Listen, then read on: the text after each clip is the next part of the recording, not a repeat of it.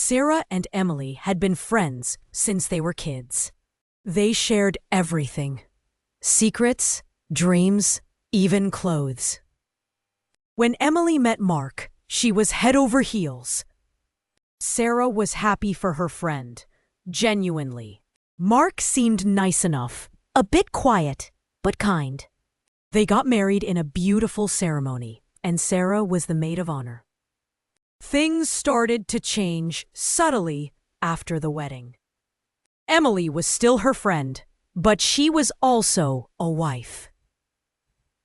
Her priorities shifted.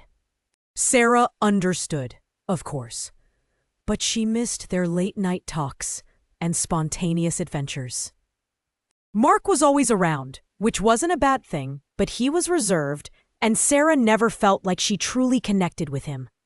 He was always polite but distant. One evening, Emily had to travel for work. She asked Sarah to check in on Mark, just to make sure he was okay. Sarah hesitated, but she couldn't say no to Emily. When she arrived at their house, Mark seemed surprised but welcomed her in.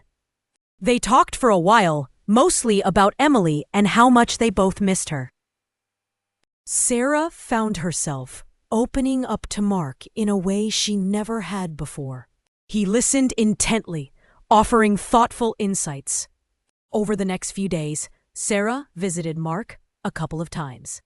They talked about everything and nothing. Sarah started seeing a different side of Mark, a vulnerable and surprisingly witty side. She started enjoying his company, and she began noticing things she hadn't before. The way his eyes crinkled when he smiled. The way he always seemed to know what to say. Then Emily returned. Sarah felt a pang of guilt, a knot forming in her stomach. She knew she shouldn't be feeling this way about her best friend's husband. She tried to distance herself from Mark, but it was difficult. The shared moments, the unspoken connection, it was all still there. One afternoon, Sarah and Mark bumped into each other at the grocery store. They exchanged awkward smiles, and Sarah quickly grabbed her groceries and headed for the checkout.